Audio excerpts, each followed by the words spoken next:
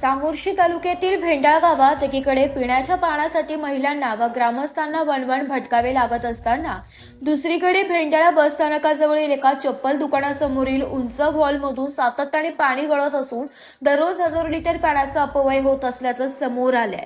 या प्रकारामुळे ग्रामस्थांमध्ये तीव्र संतापाची लाट उसळली असून ग्रामपंचायतच्या निष्काळजी कारभारावर प्रश्नचिन्ह उपस्थित केले जात आहे।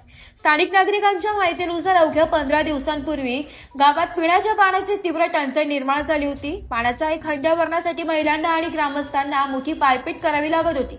मात्र आता त्याच गावात बस स्थानक परिसरातील व्हॉल्वमधून सतत पाणी वाहत असल्याने दररोज हजारो लिटर पाणी वाया जात आहे।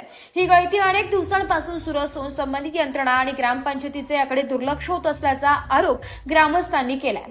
पाणी ही अमूल्य नैसर्गिक संपत्ती असून त्याची अशी उघडपणे होणारी नासाडी अत्यंत गंभीर बाब असल्याचं नागरिकांचं म्हणणं आहे। एका बाजूला पिण्याच्या पाण्यासाठी संघर्ष करावा लागत असताना दुसऱ्या बाजूला प्रशासनाच्या हलगर्जीपणामुळे मोठ्या प्रमाणावर पाण्याचा अपव्यय होत असल्याने ग्रामस्थांमध्ये तीव्र नाराजी व्यक्त होत आहे। ग्रामपंचायत आणि संबंधित विभागाने तातडीने घटनास्थळी पाहणी करून गळती त्वरित थांबवावी, पाण्याचा अपव्यय रोखण्यासाठी आवश्यक दुरुस्ती करावी, तसेच भेंडाळा गावातील पिण्याच्या पाण्याचा प्रश्न कायमस्वरूपी सोडवण्यासाठी प्रभावी उपाययोजना कराव्यात अशी मागणी ग्रामस्थांनी केली आहे।